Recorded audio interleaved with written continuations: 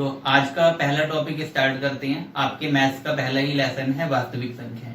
तो मैंने बोर्ड पर पहले से लिख रखा है, तो आप परिभाषा को बस एक बार सुनेंगे और सुनने के साथ साथ कोशिश करेंगे कि 9th क्लास की या 8th क्लास की जितने भी टॉपिक्स थे उन सबको रिलेट करने की। तो शुरू करते हैं क्लास। तो चैप्टर का नाम आपने देख लिया होगा अगर पढ़ना स्टार्ट कर दिया है। कंडीशन सभी लोग याद रखेंगे परिमेय संख्या के लिए कि जो अंश है और हर है वो दोनों पूर्णांक होने चाहिए और उसको p/q के रूप में हम लिख सकें, और साथ ही साथ जो हर है वो कभी भी 0 के बराबर नहीं होगा। तो ऐसी सभी संख्याएं जिन्हें p/q के रूप में लिखा जा सके और जहां q 0 के बराबर नहीं है वो परिमेय संख्या कहलाती है। अब वापस हम वास्तविक संख्याओं पर ही आ जाते हैं। तो वास्तविक संख्याओं पर, तो वास्तविक संख्या परिमेय संख्या व अपरिमेय संख्या का संग्रह होता है। तो उदाहरण के रूप में परिमेय संख्या 2/3 लिखी गई है, 4/5 लिखी गई है, और अपरिमेय संख्या √3 और √5 या करणी के रूप में जितनी भी संख्याएं होंगी वो सभी अपरिमेय संख्याएं होती हैं। इतना आप लोग याद करते हुए चलेंगे। अब इसके बाद नया टॉपिक जो हमें पढ़ना है वो है हमारा यूक्लिड विभाजन प्रमेय का। तो यूक्लिड विभाजन प्रमेय का पढ़ने से पहले उसके बारे में जानते हैं या ऐसा समझने की कोशिश करते हैं कि यूक्लिड विभाजन प्रमेय का बनी कैसे थी। तो हमने 9th क्लास में पहले से एक विभाजन प्रमेय का पढ़ रखी है। अभी हम उसको शुरू करेंगे तो आप समझ जाओगे कि हाँ हमने ये टॉपिक पहले से पढ़ रखा है। तो मेरा क्वेश्चन केवल इतना सा है कि हमें 7 को 5 से भाग देना है। तो सभी को पता है 7 यहाँ पर क्या है, बड़ी संख्या, और 5 जो है वो छोटी संख्या। तो लिखा जा सकता है 7 इज ग्रेटर देन 5 या 7 बड़ा है 5 से। अब अगर हम भाग करें तो भाग करने पर मिलेगा क्या, यहाँ पर छोटी संख्या मतलब भाजक के रूप में 5 लिखा जाएगा और बड़ी संख्या भाज्य के रूप में 7 लिखेंगे। अब 5 से 7 को भाग करने के लिए 5 का पहाड़ा पढ़ेंगे तो 5 एकम 5 और घटाने पर कितना बचेगा 2। तो यहाँ पता चल रहा है कि शेषफल कितना आया आपका 2 के बराबर और भागफल कितना आया है 1 के बराबर। और जो संख्या 7 लिखी है वो भाज्य का कार्य करेगी और संख्या 5 जो है वो भाजक का कार्य करेगी। अब हमने एक रिलेशन या एक संबंध पढ़ रखा था 9th क्लास में, या उससे भी पहले से बढ़ते हुए चले आ रहे हैं, उसे कहा जाता है विभाजन प्रमेय का। अब विभाजन प्रमेय के अनुसार भाज्य बराबर भाजक गुणा भागफल प्लस शेषफल होता है। अब हमको क्या करना है, हमें 7 से, जब हमने 7 को 5 से भाग दिया है तो भाज्य भी मिला, भाजक भी मिला, भागफल भी मिला और शेषफल भी मिला। अब ये जो भाग किया गया इसको इस रूप में हमें व्यवस्थित करना है। तो व्यवस्थित करने के लिए आप कर क्या सकते हो, भाज्य कितना है तो वो 7 के बराबर है, भाजक कितना है तो वो संख्या आ रही है आपकी 5 के बराबर, भागफल कितना मिला तो यहाँ पर संख्या क्या लिखी गई है 1, तो गुणा 1 लिख लोगे, और प्लस शेषफल भी लिख सकते हैं कि 7, अगर 5 को 7 से भाग करना था तो 7 बराबर 5 गुणा 1 प्लस 2 के रूप में लिख लेंगे। अब इसी को एक मैथमेटिशियन थे या गणितज्ञ थे यूक्लिड, जिन्होंने अपने तो इस संख्या को हमने एक नए रूप में लिखना चाहा कि 7 को अगर 5 से भाग देना है तो इस रूप में लिखा जा सकता है।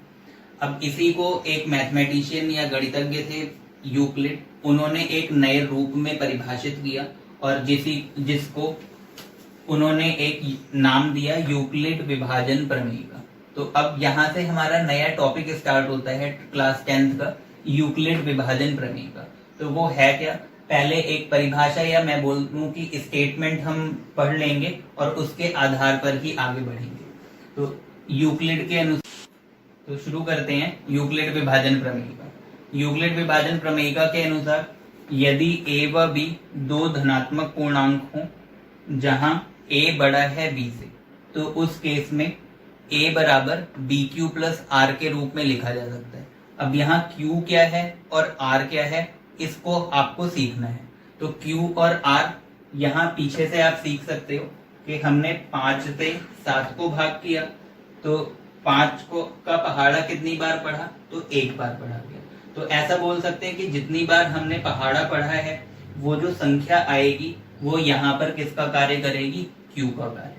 और जो शेषफल बचा है तो शेषफल हमारा कितना बचा था, 2, तो आपने +2 के रूप में लिखा, तो शेषफल जो है वो किसका कार्य करेगा, आर का कार्य।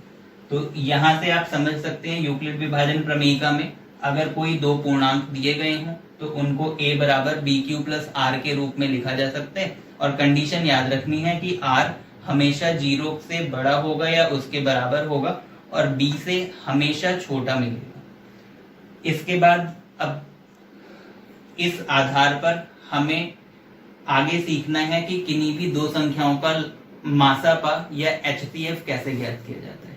तो HCF ज्ञात करने से पहले हम कुछ बेसिक चीजें सीख लें कि कोई भी दो संख्या या संख्याओं का युग्म दे रखा हो उनको यूक्लिड विभाजन प्रमेयिका के रूप में किस आधार पर लिखा जा सकता है।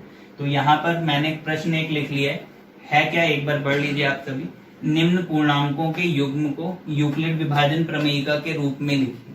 तो युग्म दे रखा है 19 है और 4, और दूसरा क्वेश्चन है आपका 10,3। तो एक मैं करूंगा और एक आपको गृह कार्य के रूप में करना होगा। तो शुरू करते हैं यहाँ पर 19,4। देखिए 19 और 4 दोनों संख्याओं में सभी को पता है कि 19 जो है बड़ी संख्या है किससे, 4 से। तो ऐसा लिखा जा सकता है यहाँ 19 बड़ा है 4 से। तो एक रफ वर्क जो रहेगा आपका वो हमेशा यही कि भाग किस संख्या से किस संख्या को करना है, तो 4 से 19 को हमें भाग करना होगा। 4 का पहाड़ा पढ़ना है कि 19 से ज्यादा ना आए, तो कितनी बार जा सकता है, तो 4 चौक 16। तो आप 4 का पहाड़ा 4 बार पढ़ोगे, मिलेगा क्या आपको, 16। और अब यहां से अगर घटाएं तो शेषफल कितना मिलता है आपको, 3 मिलता है। तो अब हमें किस रूप में लिखना है, यूक्लिड विभाजन प्रमेयिका के रूप में। तो इसके बाद यहां से अगर देखें स्टेटमेंट के आधार पर, तो अगर a > b है तो किस रूप में लिखा जा सकता है, a बराबर BQ + R के रूप में। तो अब लिखना शुरू करते हैं। a का मान यहाँ पर कितना, तो अगर मेंशन करना हो तो करा भी जा सकता है। a बराबर 19 है और b कितना दिया हुआ है, 4 के बराबर। इसलिए यूक्लिड विभाजन प्रमेयिका से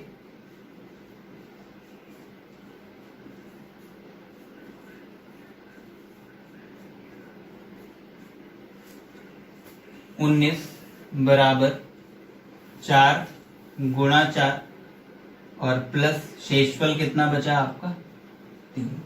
इस रूप में संख्या दो संख्याओं के युग्म को व्यक्त किया जा सकता है। तो होगा, लेकिन यूक्लिड विभाजन प्रमेयिका के साथ साथ उसमें कुछ और स्टेप्स भी हमें फॉलो करने हैं। तो यूक्लिड विभाजन प्रमेयिका के ही आधार पर यूक्लिड ने दो संख्याओं का HCF ज्ञात करने के लिए यूक्लिड विभाजन एल्गोरिदम बनाई थी। अब यूक्लिड विभाजन एल्गोरिदम होती क्या है, तो आप ऐसा समझ सकते हैं या याद रख सकते हैं कि किन्हीं भी दो संख्याओं का HCF अगर ज्ञात करना है और दोनों धनात्मक पूर्णांक होने चाहिए, तो उनके लिए हम यूक्लिड विभाजन एल्गोरिदम का प्रयोग करेंगे। अब यूक्लिड विभाजन एल्गोरिदम होती क्या है, तो उसको आप एक बार पढ़ लीजिए। यहाँ लिखी गई है मेरे द्वारा। दो धनात्मक पूर्णांक अगर a और b दिए हों और उनका हमें HCF ज्ञात करना है, तो HCF ज्ञात करने के लिए ये प्रॉपरली या बेसिक दो स्टेप्स हैं जिनको हमें यूज करना होगा। अब वो दो स्टेप्स में पहले को अगर पढ़ें तो लिखा क्या गया है, a व b को यूक्लिड विभाजन प्रमेयिका के रूप में व्यक्त करें। तो जैसा हमने पीछे अभी दो एग्जांपल्स करे थे, एक मैंने बताया आपको और दूसरा बोला कि होमवर्क में करना, तो उस रूप में पहले दो संख्याओं को व्यक्त कर लिया जाता है। तो उसी रूप में हमें a बराबर BQ + R के रूप में व्यक्त करना होगा। और जहां R वाली कंडीशन वही रहेगी, 0 से बड़ा और उसके बराबर हो सकता है R का मान और B से हमेशा छोटा होगा। इसके बाद अब यूक्लिड विभाजन प्रमेयिका के रूप में संख्याओं को तब तक लिखते जाना है जब तक R का मान 0 के बराबर ना आ जाए। तो सेकंड स्टेप में क्या लिखा गया है, यदि R बराबर 0 तब संख्या B जो होगी वो A और B दोनों का HCF मिल जाएगा। तो फिर से बोलता हूं मैं एक बार कि अगर r का मान किसके बराबर मिल जाए हमको 0 के बराबर, तो उस केस में जो संख्या b आएगी वो a और b का HCF होगा। तो इन स्टेप्स को आपको नोट कर लेना होगा अपनी नोटबुक में। यहाँ से अगर आपको नहीं समझ में आया तो कुछ बेसिक क्वेश्चंस करते हैं जो एक्सरसाइज में हमारे, वहां से आप ज्यादा समझ पाएंगे। तो शुरू करते हैं एक्सरसाइज आपकी 1.1 और उसका पहला क्वेश्चन है कि यूक्लिड विभाजन प्रमेय एल्गोरिथम की सहायता से 135 और 225 का HCF ज्ञात करना है। तो HCF ज्ञात करने के लिए पहले आपको करना क्या होगा, एक रफ वर्क कर लोगे या कहीं पर साइड में जहां पर भी आपके पास कॉपी में स्पेस हो, वहां पर हमें 135 और 225 का HCF भाग विधि से, जो हम अभी तक 9th क्लास तक करते हुए चले आ रहे हैं, उस विधि से ज्ञात करेंगे। तो उसके लिए कर क्या सकते हैं हम, सबसे पहले यहां लिख लेंगे, यहां 225 बड़ा है 135 से। अब इसके बाद यहाँ पर जो मैं वर्क करने जा रहा हूँ वो पूरा रफ वर्क रहेगा, ये ध्यान रखिएगा। तो आपको लिखना क्या होगा, 135 से 225 को भाग करना है। तो 135 का पहाड़ा पढ़ेंगे तो एक बार ही जाएगा, 135 एकम 135, और घटाने पर आपको मिलेगा यहाँ 5 से 5 घटाया 0, 12 में से इधर 2 है तो 2 से 3 घट नहीं सकता, तो 12 और 12 में से 3 घटाएंगे आपका आ जाएगा 90।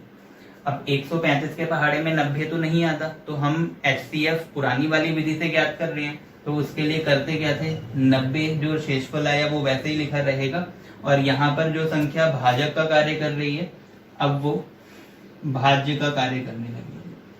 और अब 90 से 135 को भाग देना है, तभी भी एक बार ही जाएगा, 90 एकम 90, और यहाँ पर आप 90 लिख सकते हो।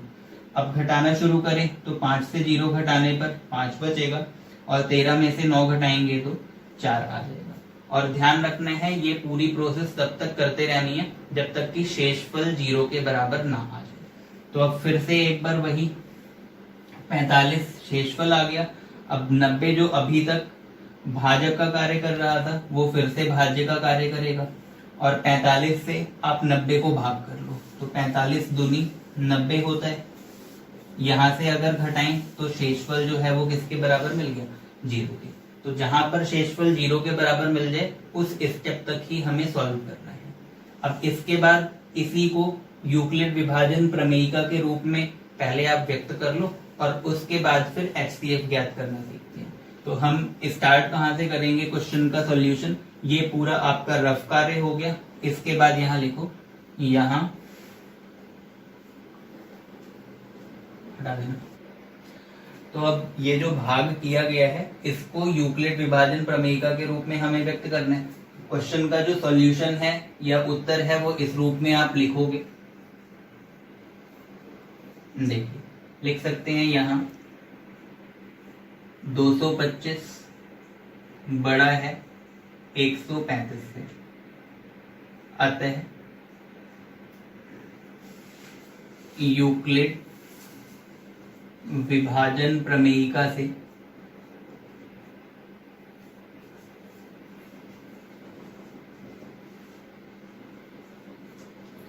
225 किसका कार्य करेगा, a का।